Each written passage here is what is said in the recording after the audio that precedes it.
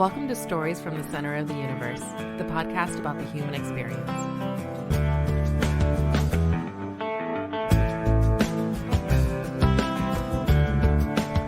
Carlene Bass, welcome to the Center of the Universe. Thank you, Paul. It's nice to be here. So, Carlene, your name was on my radar because I had Vern Inge over here, and Vern said, you have got to talk to Carlene because she's lived in Ashland for more than a couple of minutes. And because I'm from Ashland, I have a ton of interest in Ashland generally, but also the history of Ashland. So I'm certainly looking forward to hearing your story and hearing some history of Ashland too.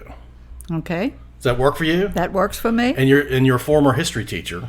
Former history, geography, psychology teacher. Which did you like the most out of those three, teaching? I love teaching American history to 8th graders. But then when I moved to high school and taught psychology, I really love that. Really? What's it about psychology that you love teaching? Well, I majored in it in college, for one thing. And it's also, particularly with high school students, it was the first time they had the opportunity to talk about a lot of things in public and to find out that their feelings and their thoughts about things were normal. Yeah, that's pretty powerful. It is powerful for juniors and seniors in high school. Nobody had ever let them know that what they were feeling was perfectly normal. Perfectly normal, and a lot of school systems and a lot of parents and families don't want to talk about that kind of stuff in the open, but they absolutely should. Yeah. Well, Hanover County was not the first school system in the state to have a psychology class, but they were the first to have 2 years of psychology in high school. And why do you think that is? Hanover just early on realized it I was think important? they had a really, really good teacher who started the program, and I was very fortunate in that she left because her husband got a job out of state, and they left, and the county hired someone else, and he was not, I don't even remember his name, he wasn't as successful, and in August of 1981, he called into the school system and said, I'm in Florida and I'm not coming back. And so they were stuck in August with no psychology teacher. And did they know at the time that you had a psychology degree? Well, they found out. This is before the days of computers, and so you still had the file box. And they went into the file box to see who had a certification to teach psychology. And of course, my name being Bass came up real fast. And they called me out of the blue and said, how would you like to move from junior high school to high school and from teaching history and geography to teaching psychology? And I was like, oh, wow, I don't know. Let me think about this. And then my next response was, do you know how long it's been since I've studied psychology? And their response was, we don't care. You're certified to teach it. So you were smart enough back a while ago to get certified, and that certification lasted for... Well, I was certified when I got my original teaching certificate because of the fact that I had majored in psychology. Gotcha. So that was on my certificate. I had certifications in psychology, history, geography. I actually had one in French, which I never would have attempted, and that was only there because I had enough college credits to get it put on there, but I would never do that. Although this week my family does daily Jeopardy questions with the Jeopardy calendar, and this week they've had a couple of responses that required you to know French. And so I've come out at the top of the heap with my family. You remember French from back then? Oh, yeah. Well, I mean, it's nothing too deep. It's casual, but yeah. I mean, I like bonjour. I mean, even if I hadn't taken French, I would have known that one. Merci. Merci, right. And oui. Right. I'd never really spoken. I took 3 years over to high school, and I think I could say the basic things that everybody knew and maybe string together a few sentences, but was not very good at it. Yeah. Were you conversational with it back then? I tried to be in college because college professors taught in French. I mean, they expected you to know it. Me, coming from poor little Henry Clay High School in Ashland, Virginia, I was definitely not conversational. But all these girls coming from these fancy boarding schools in the Northeast, they would just rattle it off, and it was like, whoa, I think I'm in the wrong place. But you figured it out. But I figured, well, I passed the classes. It's a pass-fail thing at I that was point. going to say, I got a good enough grade that I got the credit for it. So were you born in Hanover County? No, I was actually born in Caroline County. Okay. I was born in the section known as Frog Level. I tell everybody I'm a native Frog Levelian, and I'm very proud of it. Population back then was probably 15. Maybe a few more, and probably I was related to all of them. My mom and dad lived in my maternal family home on Frog Level Road. Mm-hmm. The house is no longer there now, and so they were living there when I was born. But then when I was 16 months old, my parents moved to Ashland. And why the move?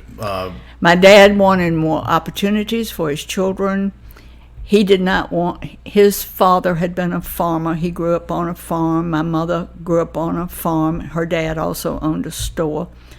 But my dad didn't see that as what he wanted to continue with the rest of his life. And so he got a job in Richmond. Mm.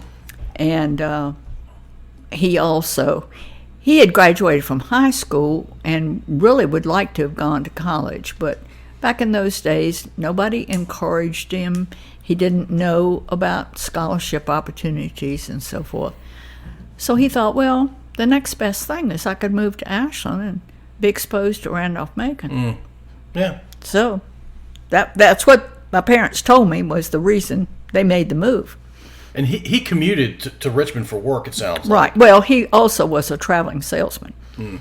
He sold wholesale hardware to 18 counties and 3 cities. He didn't sell in the city of Richmond, but he sold in Fredericksburg and in Newport News and Orange, Virginia. So Richmond Metro expanded a little bit. Mm-hmm. Yeah. Yeah. So he was on the road all the time, except on the weekends maybe. He was on the road, but he came home every night. Oh, wow. Except for 3 nights a month. He spent 2 nights a month in Newport News because he had enough customers down there. And back we're talking now in the 1940s, it was a fairly good trip to go to Newport News. Right. So you didn't go down there and turn around and come back and get up the next morning and go down there. So he would spend the night, 2 nights down there. And then depending on how many customers he had and how much business he did, he would sometimes spend the night in Orange, Virginia. Okay. And when I was at Murray Washington College, he would sometimes spend the night in Fredericksburg just so he could take me out to dinner, which was nice. That's really nice. Yeah. Yeah, so back in the 30s, 40s, the interstate didn't exist. No. Interstate started in 1957. Right, and so if you wanted to travel with your family to Richmond, you were taking the old Telegraph Road, or were you taking Route 1? No, Route 1. Route 1 was there. Mm-hmm. Yeah, Route 1 was there. Route 1 was the main route between Maine and Florida. Actually, it went from Maine to Florida. All the way down to the Keys, right? Yeah. And Ashland had one stoplight. The same one that's there on 54 and Route 1. Right. Yeah. That was the only one. And it was probably flashing back then, maybe. No, it was an actual stoplight. Okay. And the 18-wheelers would come down, going from north to south. We lived on College Avenue. Okay.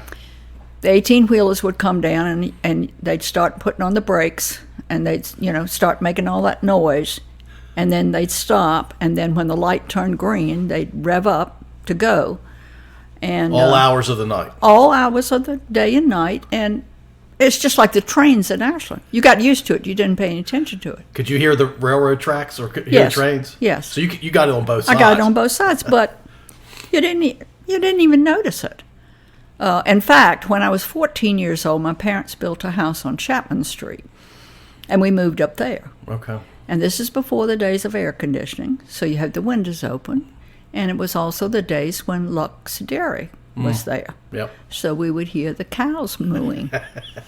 And the first night we spent in that house was in May, and all the windows were open. And the next morning, I was like, I don't like living here. I miss the trucks. What is this with cows and crickets? So... But you could still hear the trains, couldn't you, from Chapman? Mm-hmm. Yeah. It depends on how the wind is blowing, whether you can really hear the trains very, very well. It depends. As you know, when you live in Ashland, sometimes with the air conditions, not air conditioning, when the air currents are such that sometimes it sounds like the train is coming right into your house, even though I'm 4 blocks off the tracks now. Right. And in those days, I was 5 blocks off the tracks.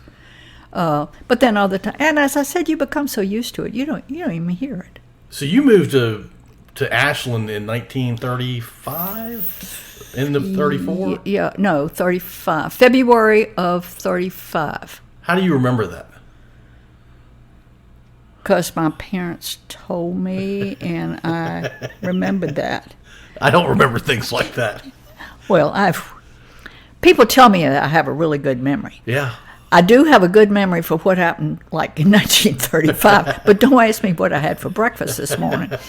My dad used to say he had a really good memory, but it was short. And how short was short? A couple hours, maybe. But you'll find as you get older, you can remember things that happened years and years and years ago, but you not necessarily will remember what happened the week before. Gotcha. Yeah. So what was it like here in the late 30s through the 40s? Well, Ashland was very small. I mean, I don't know the population of the town in those days, but I know it was very small. Everybody knew each other. When you met someone new who perhaps had moved to town, one of the first questions you ask is, where do you go to church? You were almost delineated by what church you went to. It's like, oh, yeah, I know them. They go to the Baptist church. Or I know them. They go to the Christian church. Or Presbyterian. Yeah, Presbyterian. Or Methodist. Uh-huh. Yep. Yeah. Yeah, I think we had all flavors. We did. Oh, absolutely, we did. Yeah, we did. And it was wonderful in the summertime because they all had Bible school. And you could go to everybody's Bible school. It was very ecumenical. We'd go to everybody's Bible school.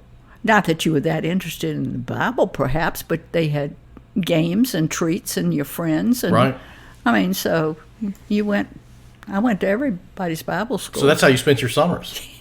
A good portion of them. There wasn't that much to do in Ashland. I mean, we rode bicycles, we roller skated, we played games like tag and hopscotch and that sort of thing. Now, remember that back in those days, the trains were steam engines, and the tracks were lined with coal. Wow. And, of course, they burned coal. So they were lined with coals because they would... That was like where you'd put down mulch in landscaping. There was coal between the tracks. Huh. Kept down the weeds and stuff. Did they have to shovel the coal into the train? Or? Oh, yeah. Yeah. Uh-huh. So it was just there for the taking as they needed it. So if we were playing hopscotch, for example, there were a few sidewalks in Ashland, not a lot, but a few. And if we were playing hopscotch, you'd go up to the railroad track and pick up a couple of pieces of coal, and you'd use that to draw the hopscotch outline on your sidewalk. And then you would either use a piece of coal or you'd pick up a rock to use to put where you were supposed to jump and so forth. I don't remember all the rules of the game, but I remember that we did that. I mean, that's a real story about living in a town with train tracks coming through. Right. You were using coal. Right. It was there. It was available. It was free. That's fascinating. So Carlene, you were born. You're a historian, or you taught history. Great Depression started in 29, effectively ended... World War II. Okay, so... World War II is what brought us out of the Depression. So you were born into the Depression. Oh, yeah. Do you remember what it was like living in the Depression? But, yeah, I mean, as a history teacher, I know what it was like living in cities like New York and Washington and places like that. It wasn't like that in Ashland and Hanover County. Okay. Everybody either knew or did have their own garden. So food, we were not deficient in food.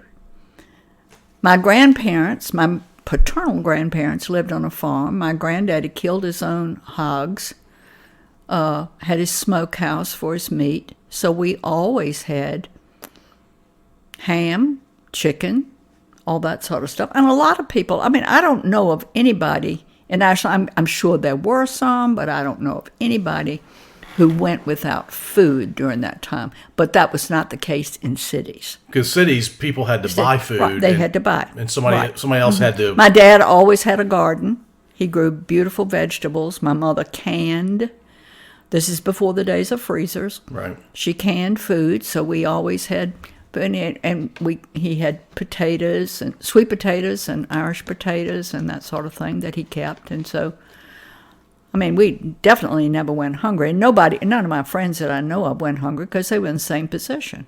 Now, nobody had a lot of, well, I should take that back. Some people had a lot of money. There were a few really rich people in Ashland, but the majority of people were, what today would be considered, I guess, probably lower middle class.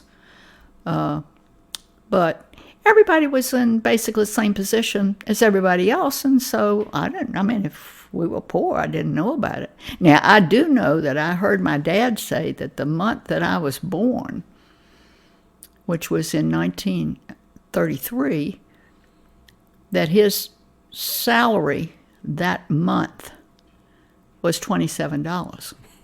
It's hard to put that in today's terms, right?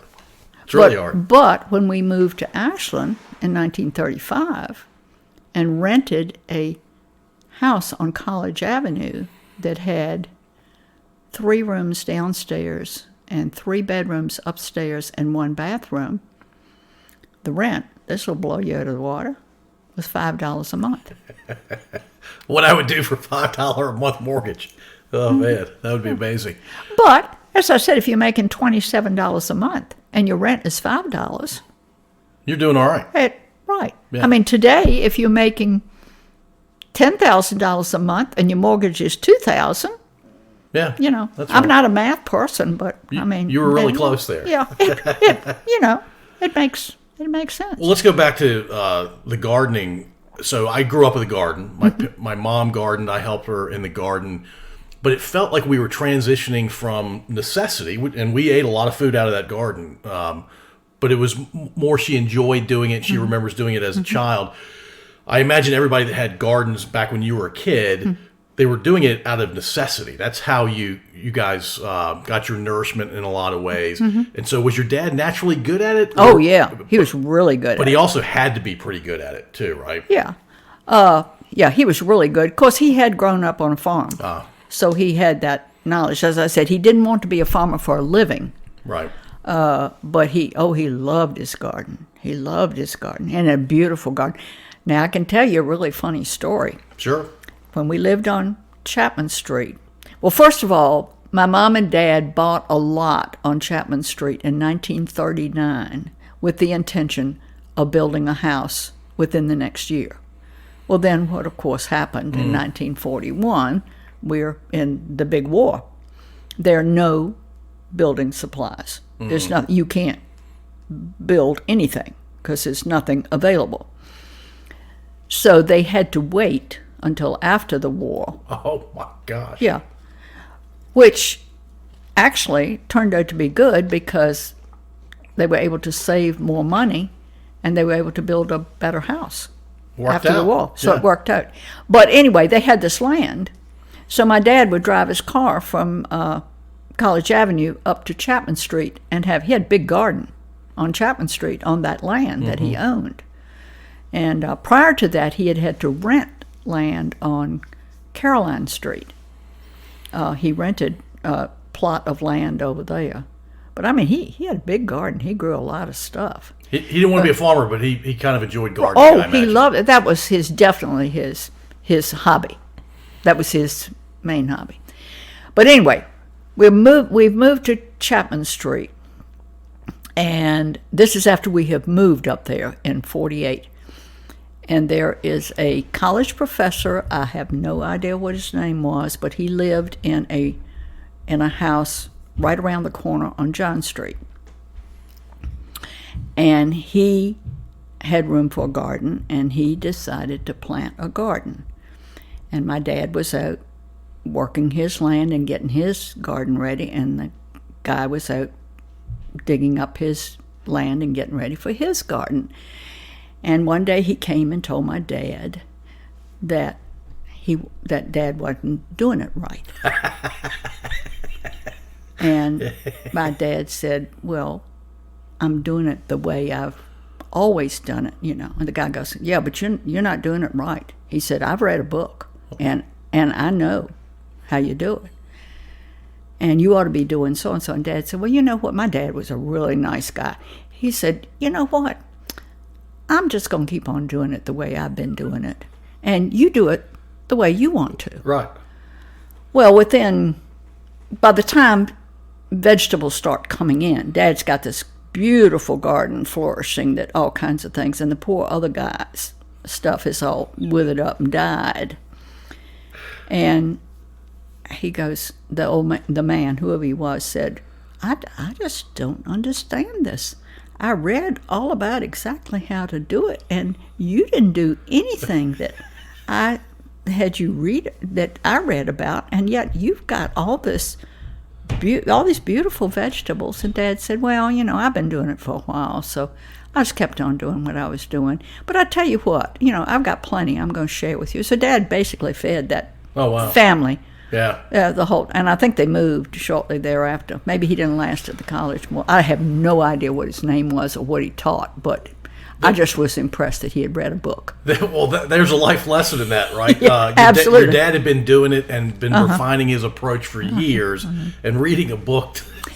I mean, it's nice to have that knowledge, right. But if you can't put it in practice, that's right. I'm not sure what good it's doing. It's one of my favorite stories. That's a great story. Yeah. And as I said, my dad never lorded it over the guy or anything. It was like, you know, well, I'm just going to keep on doing it like this. And well, he didn't lord it over him, and then he fed him. Oh, yeah, right. And then he said, I'll be glad to share. Yeah. You know, if you need tomatoes, corn, whatever. Your dad sounds like he was a good man. Oh, he was a good man. And he died in his garden. Oh, probably a heart attack. Yeah. My mom used to say, his name is Curtis. Curtis, you're going to go out that garden in this heat, and you're going to drop dead right out there. And his response was, well, I can't think of a better place to die. Well, in June of 1971, he had this gorgeous garden, and he was running his tiller to get the weeds out. He got to the end of the last row, cut the tiller off, and dropped dead. Oh, wow. Was anybody with him?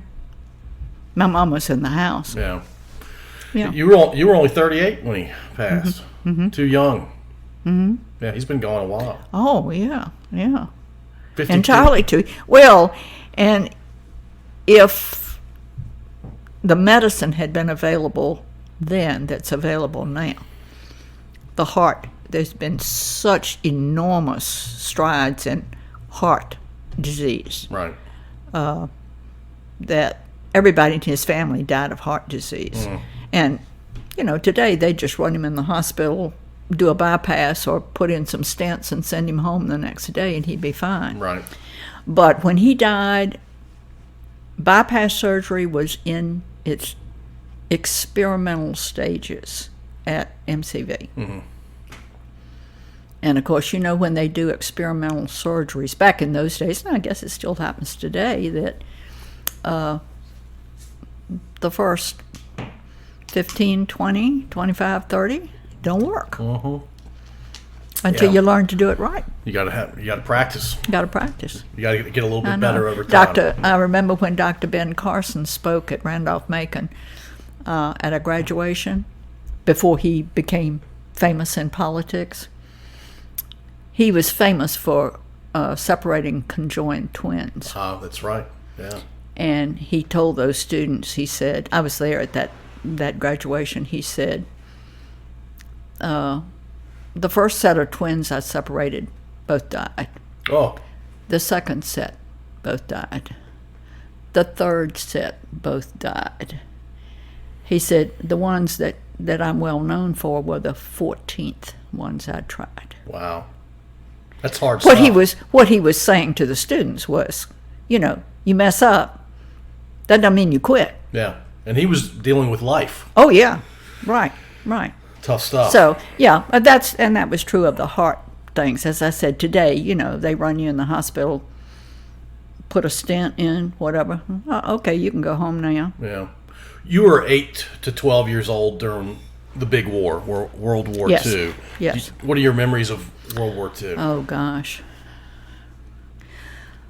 Well, let's see. There are a whole lot of them, but let me see where I want to start. Well, first of all, when I heard about Pearl Harbor, we didn't keep the radio on all the time. My mother didn't like a lot of noise in the house, and so we didn't have the radio on all the time. So there was a Sunday afternoon, December the 7th, Sunday afternoon, the phone rang, and it was my friend Nora Dillon, who lived on James Street, which is where your parents live now. Where I grew up, yeah. Nora lived in the house that Frank and Elizabeth Hargrove live in now. I know exactly what you're talking Okay. about. Okay, so Nora called me. She and I were in the same grade in school. She called me and she said, "Did you hear about the Japanese bombing Pearl Harbor?" And it was like, no. So she told me what she had heard, and she said, "And my dad's got to go to war." I was like, oh my gosh, this is serious stuff. Nora's dad's got to go to war.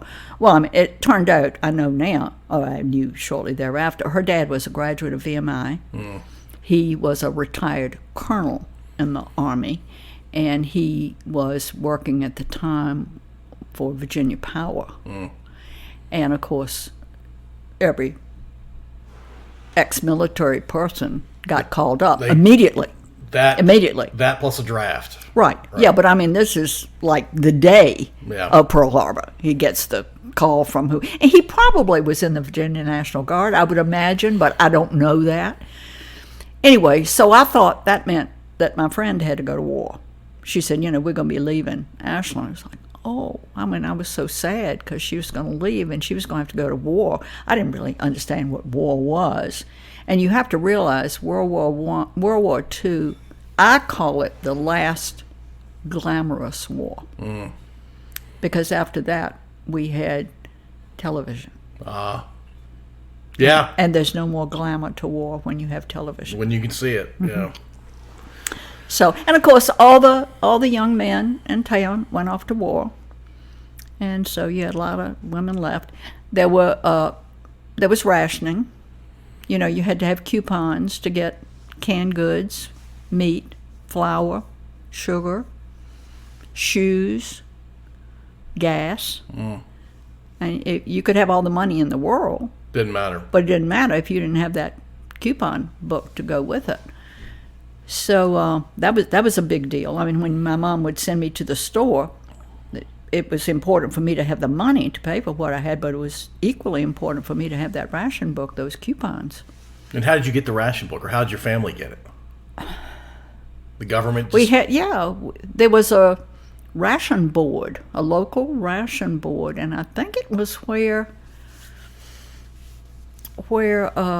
Refunket is now, that building. Yeah, next to the Southern States. I know that's where the draft board was. And either there or in the building next to what is now the feed store, which was the feed store back in those days, which was the Hurl Progress building. It may have been in there because there were some government things that I know the public health department was in there. So I know there was some government thing. But somehow, I mean... The Hurl Progress was distributing papers or making papers back then. Oh, yeah. In fact, the Watkins family bought the Hurl Progress, I think, if I'm correct, I think in 1933. Oh. The paper was in existence prior to that, but they moved down from Chicago, and and bought the paper. And bought the house right next to Henry Clay School. Yeah. That Bobby Street still lives in. Mm-hmm. Yeah. Mm-hmm. Yeah. So we had the rationing. And, of course, my dad, being a salesman, depended on his car all the time. So he had to have gas coupons to, even if he had the money to buy the gas, he had to have a coupon. He had to go justify that to the ration board. Yeah, right. Yeah. Yeah. Yeah, strange times. And you had a sticker. I've forgotten this part, but you had a sticker on your windshield that showed you what class you were in to buy gas. I don't remember whether his was maybe a C or something like that, but I remember it was a sticker on the windshield of the car that showed, I guess, what his occupation was, that he was allowed to have. Because, I mean, if you just like lived in town and you worked in town or something, you would have gotten very little gas ration. They weren't going to let you fill up. No, yeah. Well, I mean, you would have gotten maybe, I mean, cars, I don't remember what kind of gas mileage they got in those days. But, I mean, I'm saying maybe you got 10 gallons a month. Okay. And when you didn't have a coupon after that, I mean, of course, you weren't going anywhere anyway. Right. And all the men were off to war. So when you were in high school, what did you think you wanted to do as you got older? Teach. You knew you wanted to teach from a pretty early age? Well, I did. If I had the opportunity to go back today where women can do anything they want to do, I probably would have been a salesperson like my dad. Really? Yeah. I loved that. I love that. Did you ever get a chance to do that? Well, not as a profession, but I used to ride with him all the time, and I know how to do it. I know how to sell.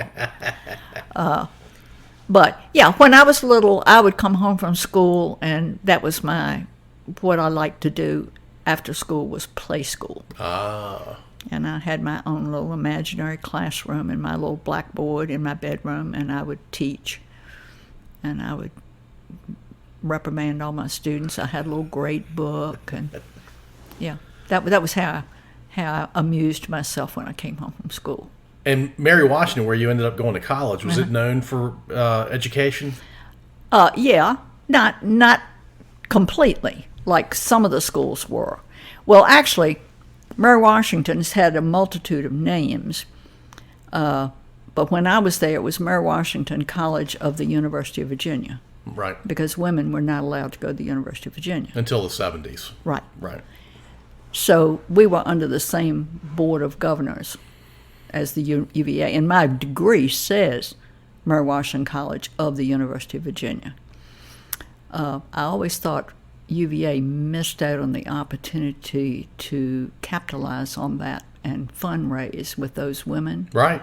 Why wouldn't they? They blew a big opportunity. I never told anybody from UVA about it because I thought, well, yeah, they'll think now it's a really good idea. I'm not telling them that. But there were 4 what were called state teachers' colleges in Virginia in those days. So Mary Washington was called Fredericksburg State Teachers College. Madison was Madison State Teachers College, JMU. Right. Longwood was Longwood State Teachers College, and Radford was Radford State Teachers College. Okay. Now, they've all changed their names since then. Well, they're all co-ed, right? Yeah, all co-ed, and Mary Washington's now a university and so forth. My favorite name of Mary Washington was the original name, Fredericksburg Normal School. What did the normal mean? Yeah. I don't know, but I love to tell people I graduated from normal school, and they go, "Oh, no way! Did you graduate from normal school?" That's hilarious. That made me think of Audrey Riddles, who we will definitely talk about in a little bit. But I'd love to get your memories of growing up in what I believe, I wasn't alive, but the 50s were fairly idyllic, is the way it's represented for the last, 60 years. Yeah. And the 60s were a bit more tumultuous, especially as you got into the mid and late 60s. So I'd love to hear your memories about the 50s being in Ashland. Let me tell one more thing about World War II. Sure. Everybody collected every piece of scrap metal there was. I mean, you never threw away a pot or a pan or anything. You actually didn't even throw away the silvery wrapper on a stick of gum like a Wrigley spearmint gum kind of thing. The silvery part Yeah. that's wrapped in. You saved all that, and you took it to behind Henry Clay School. There was no war memorial building in those days. You took it there, and you just took anything. I mean, if a wheel came off of something or anything made of metal, you took there. And about every 2 weeks, I guess, an Army truck would come and collect it. And so sometimes it would be a great big pile of stuff. Maybe it wasn't every 2 weeks. Maybe they only came like once a month, because sometimes a pile would get pretty big. Yeah. And every town and Every town, everywhere did that, yeah. And then that all went, and I mean, that was part of your patriotic war duty. That was one thing you could do, is that you could, you'd save that. And of course, you couldn't buy anything made of metal, so it was really hard on my dad as a wholesale hardware salesman. There was so little for him to sell. And my brother was born in 1943, and there were just no metal toys for him to play with. Yeah. And even my mom had a wooden stroller for him. Wow. That had wooden wheels. And she would leave our house on College Avenue going up to Cross Brothers, and she'd get about halfway there, and usually one of the wheels would fall off or something. Because everything's wood. Yeah, everything's wood. Even like the bolts for the wheels. Wow. Everything, yeah. Yeah, and of course there were no cars produced, because all the assembly lines were producing Jeeps and tanks and big, convoy trucks to haul troops and supplies and so forth. And airplanes and yeah, right. Yeah. So that it seems to me that the last cars produced were, I think, maybe in 1942. And they did not resume production of cars until maybe 46. Wow. So any car you had, you really wanted to take good care of it, because there wasn't any way for you to get another one. So just like gardening was born out of necessity for a lot of people, taking care of a car. Oh, absolutely. Yeah. Absolutely. Yeah. And as I said, you couldn't get metals, so parts and so forth were, it's hard. Tough. My dad always really maintained, being a salesman and using his car all the time, he really did, really maintained his car really well. Had to. Yeah, had to. Yeah, had to. So you were born in the Depression. Right. You were 8 to 12 during World War II, and Correct. And you have memories of that being hard. And so when you got into the once you passed 45, when the war was over, yeah, you just felt like you'd just been set free. I mean, all the guys are coming back. We had some veterans who had dropped out of Henry Clay School who came back. I mean, I'm like 14 years old, and I got 25-year-old guys sitting next to me in math class. Wow. Because they didn't get an opportunity to finish their high school diploma, and they came back.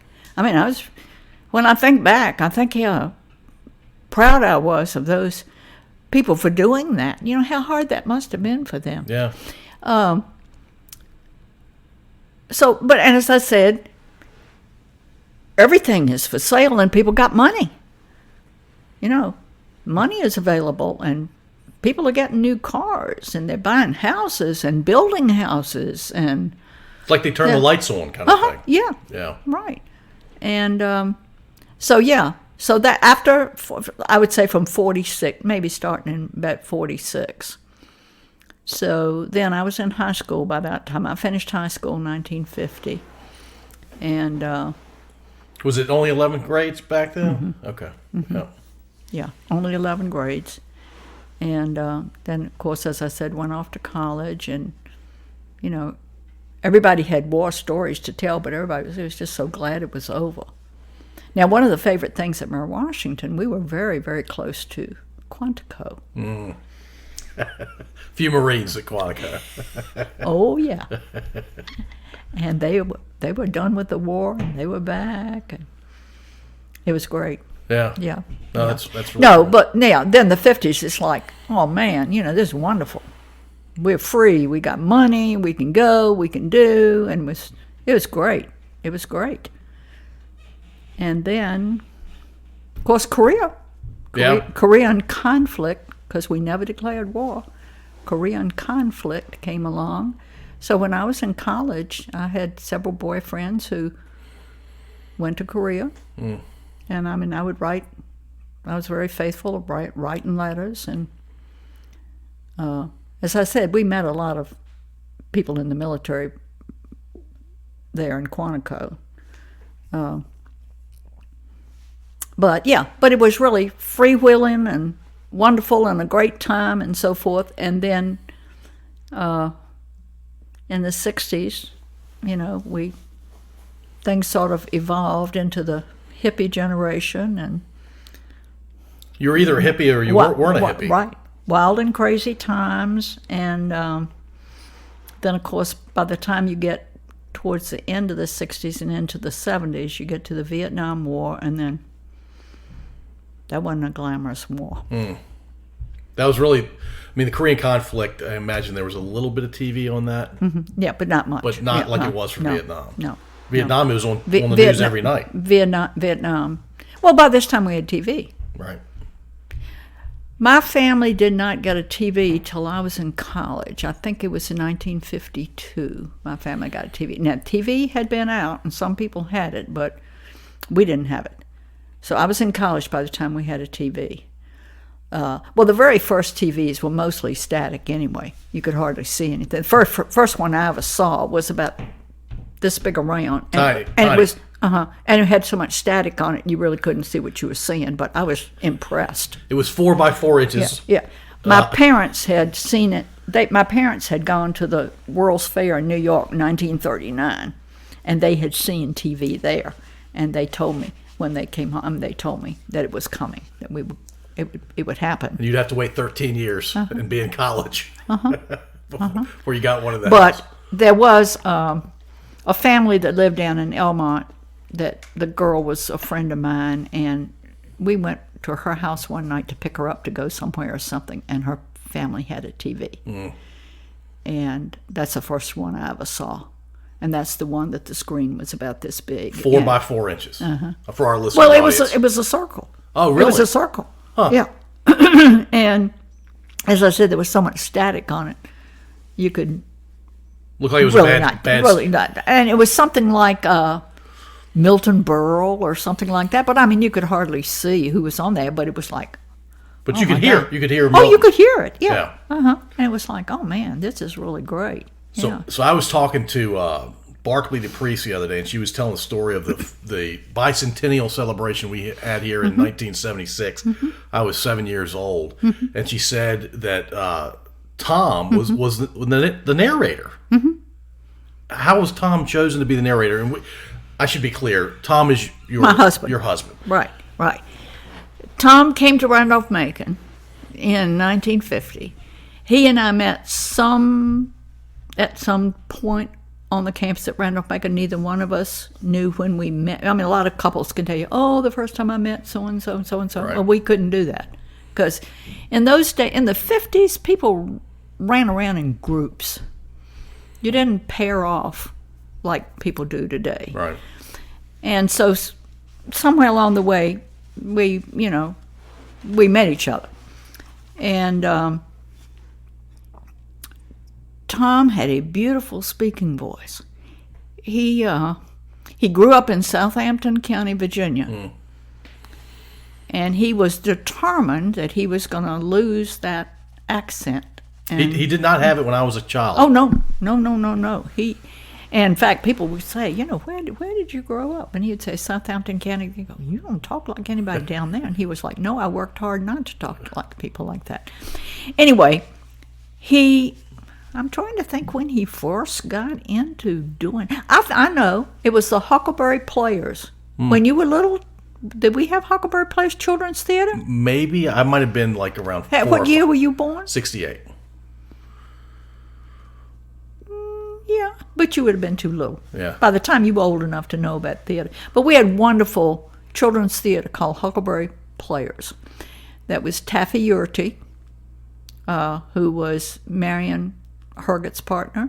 Okay. And she had been on Broadway, and she had come to live in Ashland, and she was the business manager, maybe, of the Hurl Progress. Okay.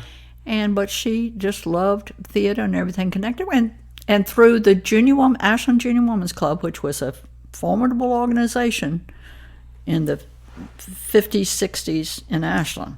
You want anything done, you went to the Ashland Junior Women's Club. And I'm sure your mother was involved in that, and I know Audrey was involved with it. And you wanted anything done in the community, you went to them. And so the Huckleberry Players, we used to perform in the old Henry Clay Auditorium, which is no longer there. Henry Clay had a high school building that's located on now what is the parking lot at Henry Clay Elementary School. It's a 2-story building. Right. And there was an auditorium in there. So they did these wonderful children's productions. And Tom got involved with that and did that. And he was in every one of those. He was really a good actor. And Muriel McCauley saw him, or Nancy Kilgore saw him in that, and so then got him to do some acting at Barksdale Theater. That's right. At Hanover Tavern. Yep. And so I'm still a small town, really. And everybody knows Tom Bass is a great speaker, MC. Right. Whatever you need. Yeah. He can get up and do it. And so, yeah. So the bicentennial. He was the guy. He was the guy. He was the obvious Well, choice. and then the variety show. Oh, that's right. Oh, the variety show started in 82 or 3, something like that. I think I was 14 or 15. Yeah, right. All right. Well, Tom was the MC for that for the first 9 shows. So you might have been old enough to remember that. Oh, I definitely was old enough to remember because I was in the second variety show. Oh, okay. Yeah. Well, then you remember. Oh, yeah. That he used to do that. Absolutely. Yeah. So he did that all the time, and he continued to act at Barksdale. And anytime anybody wanted anybody to be the MC or get up and make a speech, or in town or at church, I go to Duncan. We went to Duncan Memorial Church. I still do. There were women in Duncan Memorial who said, when Tom Bass gets in the pulpit to speak, it's the voice of God. You were married to the voice of God. I was married, to the voice of God. And it always tickled me because, these were women friend of mine, and I was like, they'd say, be quiet, stop talking. Tom is speaking.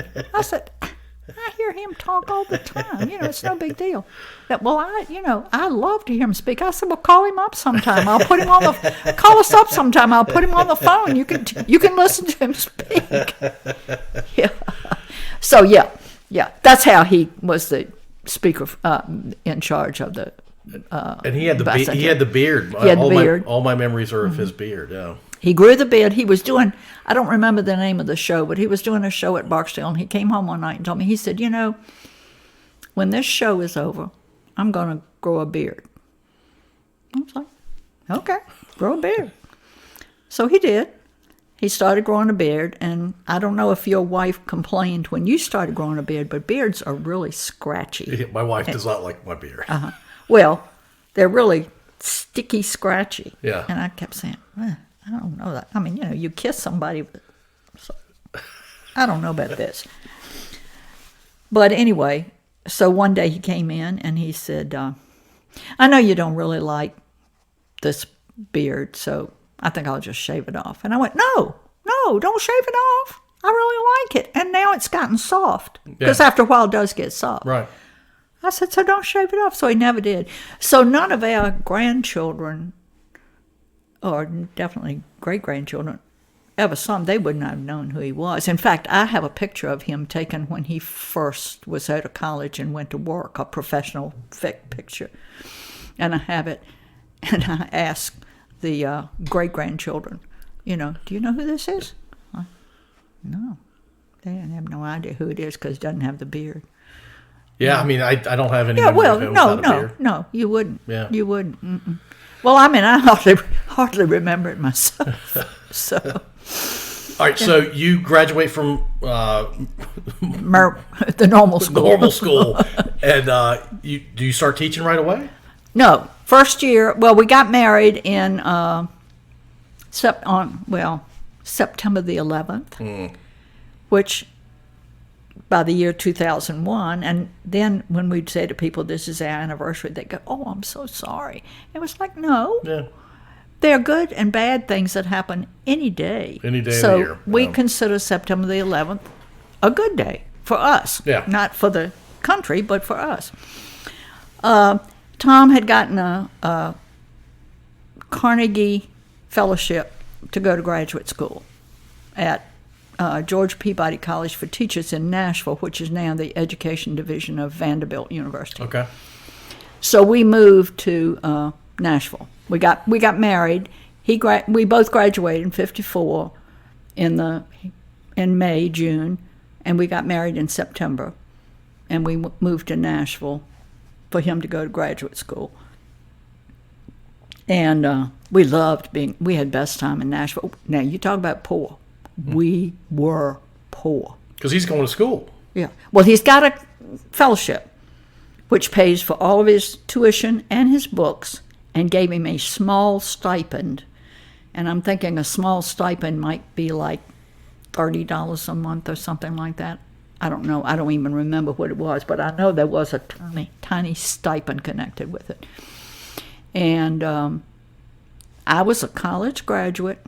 I worked at the school in the registrar's office, and my salary was $150 a month. We lived in a 3-room furnished apartment in the provost emeritus of the college. He and his wife rented out apartments in their house, I'm sure to supplement their retirement income. $95 a month. So you deduct that from $150. I mean, I don't do much math, but that's $55 Not a ton. To live on. Yeah. And we had a car, and we were young, and You made it work. we made it work. Yeah. But the thing of it was, the other graduate students, for the most part, were poor too.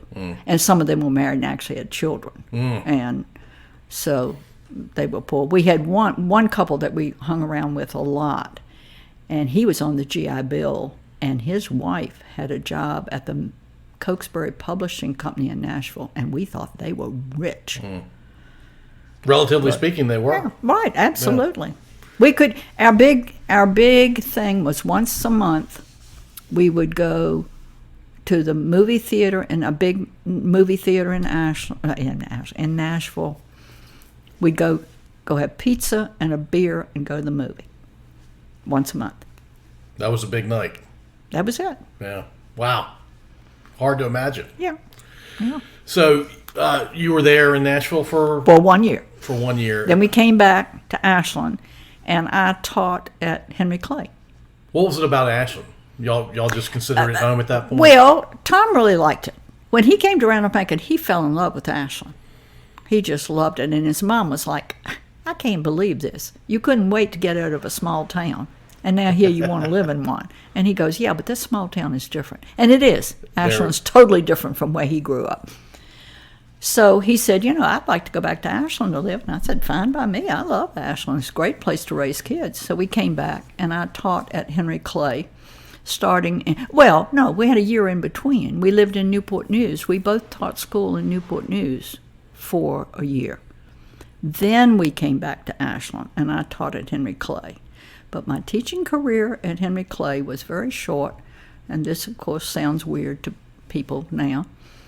I had stopped teaching because I was pregnant. Could not teach if you were pregnant. So if the administration knew you were pregnant, they wouldn't let you teach anymore. Well, if you began to show, and I only weighed like 90 pounds soaking wet, so it didn't take long for that to happen. Right. And so, I went into the principal. Nelson Taylor was the principal. I went into him, and I said, Mr. Taylor, and I remember he said, don't come in here and tell me you're halfway pregnant. You're either pregnant or you're not pregnant. I said, well, I am. And he said, well, how long do you think you can teach? I said, I think I can make it through the first semester. So, baby wasn't born till the 30th of June. But you stopped teaching. I had to. Yeah. I wasn't allowed to. And later on, when I was teaching at Lee Davis, seniors in high school, they go, so why did you have to stop? I said, because that was the rule. Yeah. Then the next question was, were you married? And I was like, yeah, I was married. So why did you have to stop? I said, don't ask any more questions. It was the rule. Yeah, it's just how it worked. That's how it worked. And Henry Clay was a high school back then. Mm-hmm. Yeah. Actually, I taught at Henry Clay when they put in the 8th grade. Ah. That was the year they put in the 8th grade, which would have been 1956. So that was 8th. Because my brother got caught by the 8th grade. And my brother did 12 years of school. Okay. Whereas I only did 11. And they, back then in the mid-50s, they were doing through 12th grade? Or just still through 11th grade? When you were No, teaching? that's when, that year that I started was when the group that I taught in the 8th grade had to go through to 12. Got it. But by the time they got to the 12th grade, Patrick Henry had been built. Right. And they were there. Yeah, Because he graduated my brother graduated from Patrick Henry in 1961. That was the first graduate. They had a graduating class in 1960, but it only had like 13 people in it because you had people that had moved here from other places and you had people who had repeated grades. So you had like 13 people in that class. So the first big legitimate class was 61. Yeah, I think 59-60 was when they opened, is my understanding. Because yeah. my parents tell me all the time they were the first 4-year graduating class in 63. Yeah. Yeah. Mm-hmm. Okay. Mm-hmm. That makes sense. Did you teach my parents? No, I did not teach your parents. I taught my brother. Did you really? Well, I was teaching U.S. history, and it was a required class, and I was the only person. So I told him to sit in the back of the room and keep his mouth shut. Did he? And he did. And he passed the class. But as I said, I had to leave at the end of the first semester. So. Yeah. So you got to teach your brother. That's wild. Now, our last names were not the same because I was married by that time. But, I mean, good Lord, in Ashland, everybody knew. Everybody knew he was my brother. So you taught history at Patrick Henry for how long? I didn't teach Patrick Henry. Oh, sorry, Henry Clay. Henry Clay. Just that one semester. That's it? I had to stop. And then when did you go back? 12 years later. Oh, my goodness. Okay. Now, I stayed home 12 years with 3 children. Got it. And all boys? No, 2 boys and a girl. Okay. 2 boys are the oldest. No. 2 boys, girl in the middle. I'm making some bad guesses tonight. Yeah, right. Girl in the middle. I mean, she'll tell you that in a heartbeat. She had an older brother and a younger brother, and they all showed no mercy. Yeah, middle kids are interesting. They can be a lot of fun. They can sometimes not be so much fun. That's right. Yeah. But her brothers did pick on her. I have to say that. I tried to keep them from doing it too much, but they did. But they would also defend her if anybody else picked on her. That's right. I mean, they could pick on her. Sure. But you better not, as an outsider. That's how a lot of brothers act with sisters. I think that's okay. But that definitely the defending part's okay from people outside. Yeah. All right, so you went back 12 years later, and it was Stonewall Jackson? Mm-hmm. Okay. Still history. I went there the first year that Stonewall Jackson opened, which was also the first year of full integration in Hanover County. Wow. So that was interesting. You had a 12-year gap. You knew what it was like for that, not even a semester. And then you end up 12 years later going back, and it's the first year of integration. Yeah. What was that like? Well, Stonewall was a fabulous school. We had wonderful administrators. We had a strong faculty. We went in with the idea of we're going to make this thing work. And everybody worked. It was the best place I ever taught. And anybody that taught at Stonewall in those early days will tell you, even though they had taught in multiple school systems in other places in the state and out of state, if you would meet them on the sidewalk today and ask them, they would say that was the best place they ever taught. It just worked. And it sounds like people were trying really hard to make it work. Oh, absolutely. Absolutely. We had, the principal was white, the assistant principal was black. We had black and white faculty, male and female. And we started the year off saying, could have made a movie about it. This is going to work. And it did. Yeah, that's awesome. Also, we had the superintendent of schools was J.K. Samples, who was obviously absolutely one of the finest men I've ever known in my life. And he was determined it was going to work. Yeah. Good for everybody involved. Yeah. Yeah. Well, I mean, do you want me to tell you about how I got that job? Sure. I wasn't teaching. I was at home. I'd been home for 12 years. It's the 1st of October. School has been in session for almost 6 weeks. I get a phone call one day from Mr. Samples' wife, Veda Samples, who was a bridge buddy of mine. We played in the same bridge club. And she said, J.K. is home for lunch right now, and he is in desperate need of a teacher. He's got a teacher who is not well, and he has to have somebody. And he just asked me if I knew anybody that had a teaching certificate that's not teaching at the moment. And you're the only person I can think of. Mm. So he wants you to come over and talk to him this afternoon. I'm feeding my little boy his lunch. I was like, so I went, well, her name is Veda. Veda, I don't even know that I want to teach school again. The whole world had turned over. Mm. From 1956, when I left the classroom, to 1969. I mean, that was all about hippie, protest, everything. Right. Not a whole lot of respect for the teacher from the students and so on. And I thought, I don't know that I want to do this again. And she said, well, J.K. needs you. You've got to go over there. This is your bridge buddy telling you this. You got to go talk to him. So I said, well, let me see if, I mean, my older children were in school. I said, let me see if my mother can watch Warren, my baby, who was 4. And if she can watch him, I'll go over and talk to J.K. The school board office then was behind, well, it's where the Henry Clay parking lot is again now, between Henry Clay and the War Memorial. It was a white house that had been converted. So I went over there. Louise Lauterbach, I don't know if you ever knew Louise Lauterbach. Anyway, she was clerk of the school board. I walked in the door, and she went, hey, Carlene, what are you doing here? And I said, well, I got a call that J.K. wants to see me. About that time, the door opens, and J.K. comes out, and he's got books in his hand. And he said, come on in here. So I go in his office, and I sit down. He said, this is what I want you to teach. And I said, I don't even know that I want. He said, this is what I want you to teach. And he said, let me tell you. He said, and remember this first year of integration. He said, I have got a wonderful black woman teacher who is now in the hospital on the verge of a nervous breakdown. And this is why I admire the man so much. And he said, and it's my fault. He said, she has always taught home economics to girls. And I gave her the 2 classes of English, which she is teaching boys and girls. And she is in the hospital. And she cannot come back and do this because she does not know how to deal with boys. Mm. And a new subject, too. Yeah. Yeah. I mean, she was certified to teach English, but she had never taught boys. And it is a difference teaching boys and girls.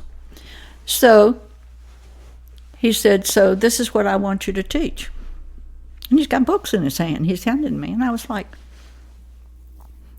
Jake, Mr. Samples, I'm not certified to teach English.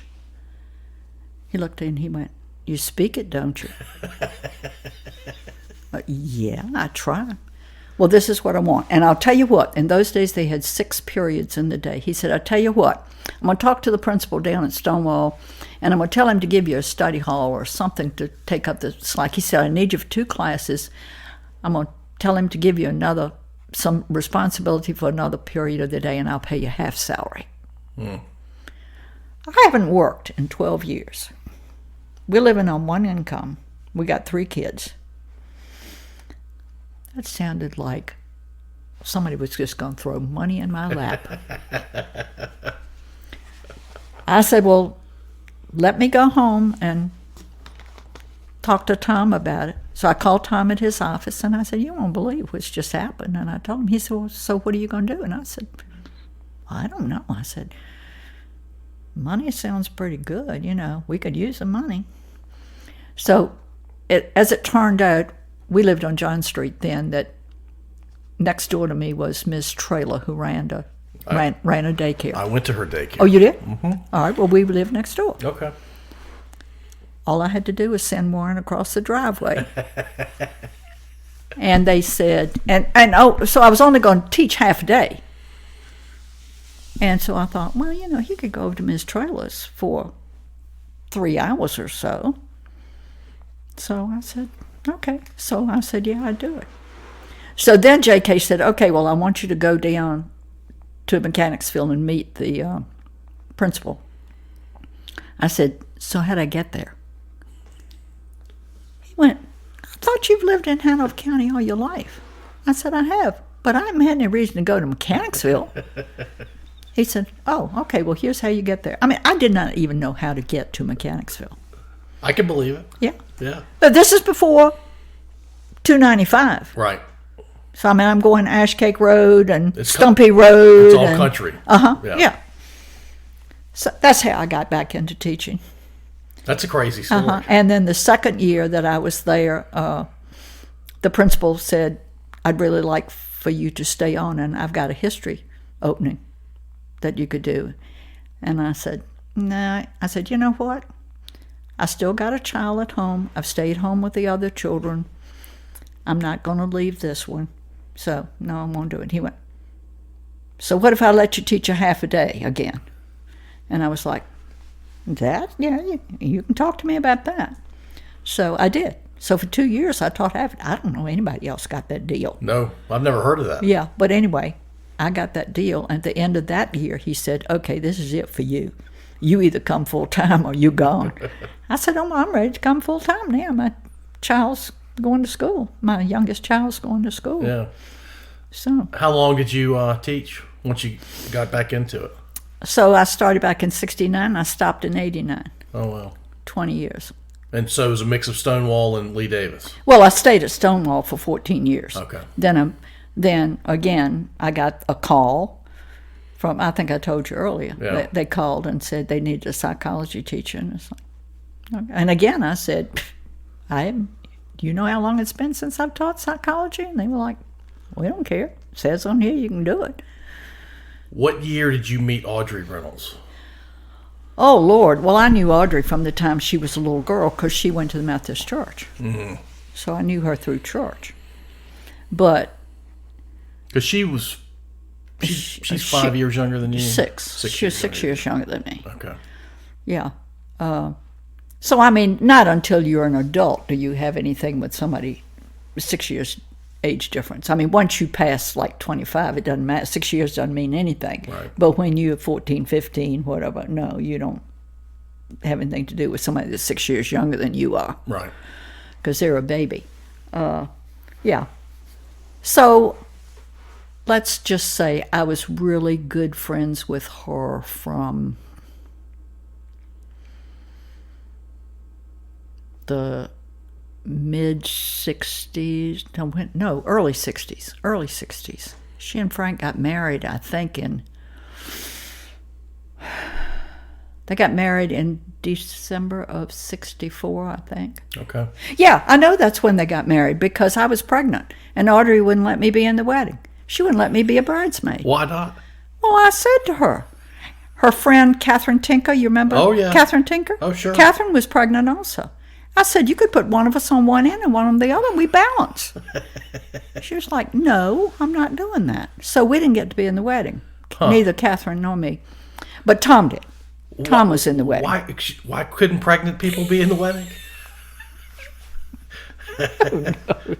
You just didn't have pregnant bridesmaids. Let's put it that. Nowadays, it doesn't make any difference. I mean, I've seen weddings that the bridesmaids are ready to go to the delivery room. Right. Yeah, but no. You didn't have pregnant But bridesmaids. you were still, even though she wouldn't let you in as a bridesmaid, y'all were still friends. Oh, yeah, really, really, real close friends. Oh, my gosh, we just had wonderful times with her and with Frank. I mean, I loved Frank, too. And yeah, I never knew him. Well, yeah. Really, really smart guy, very clever. Just didn't work out. Messed up. Yeah. Yeah. But he was a great guy. I loved him. And I loved her. What did you love about her? She's very smart. Wickedly smart. Mm-hmm. Fabulous sense of humor. We didn't agree politically. But that, I hate it when people don't remain friends with somebody because they don't like their politics, and it's gotten worse over the years. Yeah, it's silly. It's just silly. stupid. Yeah. It's stupid. But we had a great, and then she came to teach at Stonewall, and we rode in the same carpool, which they were some experiences riding in a carpool with her. Oh, in the back roads, well, she had to drive just to get to Ashland. Yeah. Right? And Pat Dugan, who's another one who lived in Montpelier, who taught at Stonewall too, and she drove. She had to drive from Montpelier into Ashland. Her husband was the funeral director at what is now Nelson Funeral Home or Right One. In those days, it was Reed Funeral Home. Right. And so we would all meet in the back parking lot of the Reed Funeral Home because we could put our cars back there, and that's where our carpool met. Right. So it's real interesting, particularly if we were at school or something, we'd say, okay, well, I'll see you tomorrow at the funeral home. And people go, oh, who died? Oh, nobody died. That's just where our carpool meets. Yeah. One day we got another person in the carpool was driving, and she had this old Mustang that 5 of us crammed into. It was missing some upholstery in the back, so if you sat in the middle, you sat on a board like this. And she was a crazy driver. She came whirling out of the parking lot at Stonewall one day, and we hear a siren, and the police pull us over. Because, it's a school zone. You're supposed to be going 25 miles an hour or something. And y'all are all teachers. Yeah. 5 teachers in the car. Deputy comes up to the window. May I see your license and registration and so forth? Audrey and I are sitting in the back with somebody else. I don't remember who. Audrey goes, I think I know that guy. So Audrey leans around. I don't remember what his name was. We'll say Joe. Joe, is that you? Oh, yeah, Miss Rounds. She taught him. How are you? Well, I'm fine. How are you? We didn't get a ticket. Because Audrey taught him. Yeah. Y'all were authority figures, right? Yeah, to your students. And this is a deputy. Right. Not giving us a ticket when we've clearly broken the law. I love it. Carlene, we're at about an hour, 15 minutes. I would love to close this out by you telling me about all your kids, your grandkids, and your great-grandkids. Oh, gosh. Okay, I got 3 kids. Stephen is the oldest. He's been in the wireless communication business really since wireless came along. He's married. He's got one son who just got married the 10th of June. He is Stephen was in the Air Force for 8 years, and then he got his bachelor's and master's at VCU. Okay. And he's married to a girl who grew up in Portsmouth, and they live in the Short Pump area. Their son just got married the 10th of June. Jason is a graduate of VMI, and he is with Henrico County now. Then my daughter lives in Ashland with her daughter, who's my granddaughter, and my granddaughter's, that's the only granddaughter I've got. Her brother lives on a farm in Carlene County that's been in his family since 1732. Oof.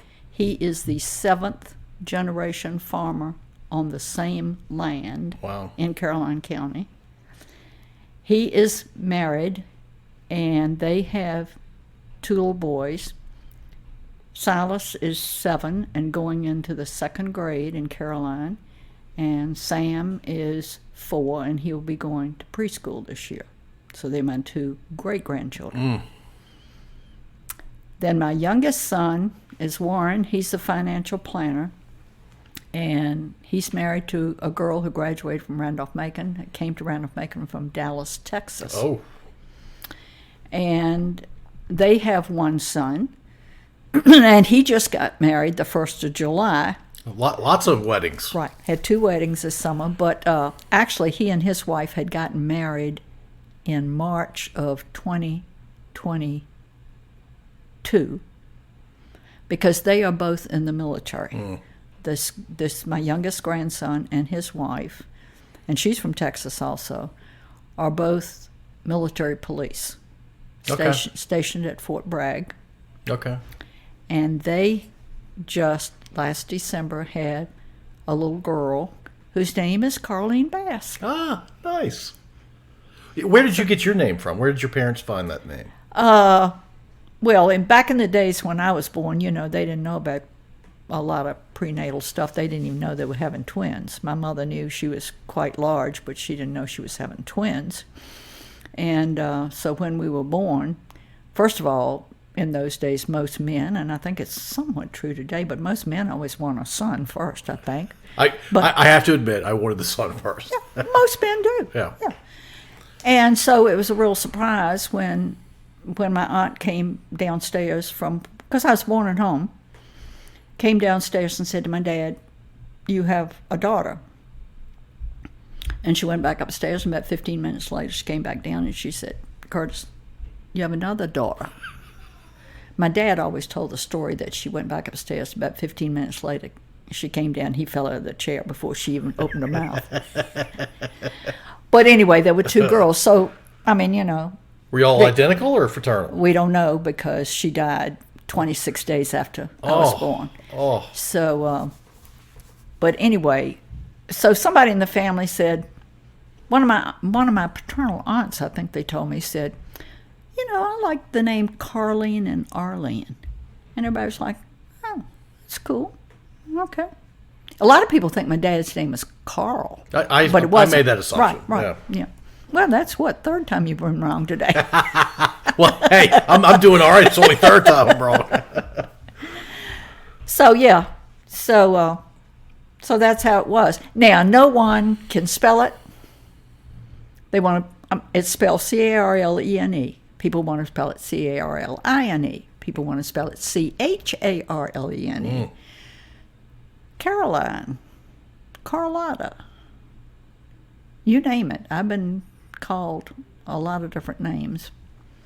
But anyway, and I didn't particularly like it when I was little because nobody knew it. And I mean, I would rather have been Mary or Jane or one of those people can names. spell it and say it. And Actually, my 1st grade, I went to the Mrs. Herndon School, which is where Madge Carter lived. Mm-hmm. That was a school, 3 old maid school teachers. Huh. And I went to school there, and the first day or so that I was there, the Miss Ann, who was the oldest of the teachers, she didn't spell my name right, and I corrected her. How old were you? 5. And when my mother found out about it, in the springtime when we had closing exercises for school, one of the things Miss Ann said in front of all the parents was, and this prize goes to the little girl who corrected me when I spelled her name. My mother was mortified. Little girls aren't supposed to do that. So little boys aren't either. Yeah. So when we left that, she was, "Why did you do that? Why did you correct that?" I mean, those days you didn't correct the teacher in the 30s. Right. "Why did you do that?" I said, "She didn't spell my name right." Right. I have some pride about my name. Right. Yeah. Yeah. We got a birthday coming up, right? I do. But- Big 9-0. Yeah. But you don't act like it. You don't sound Well, like that's it. what people tell me all the time. And I said, well, the thing of it is, I don't know how to act. I act the way I've been my whole life. Yeah. Mm-hmm. And you're surrounded by family because it sounds like, Yeah. well, I Oh, mean, yeah.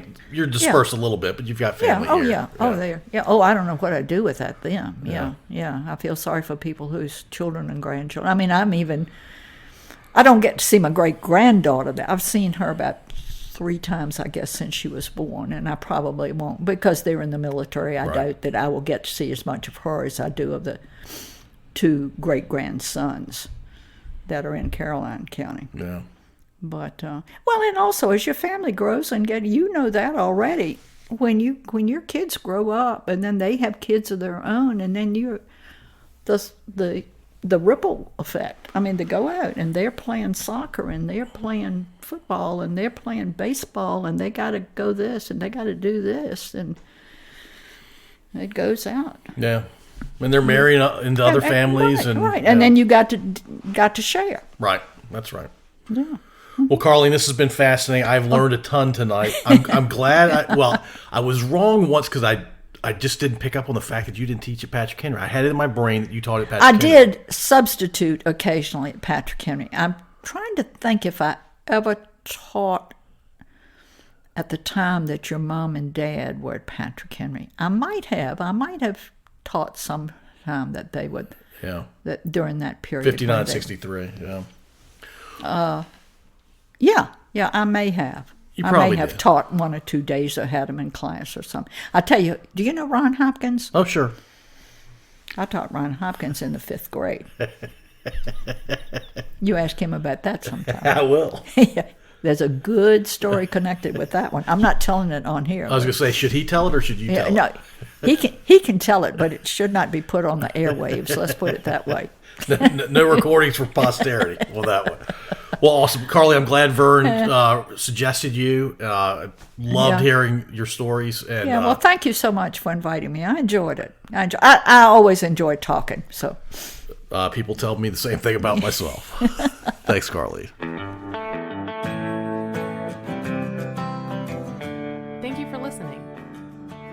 If you enjoyed this episode, please subscribe to wherever you listen to podcasts. We'd also really appreciate if you'd rate and review us. You can find us at scodupodcast.com.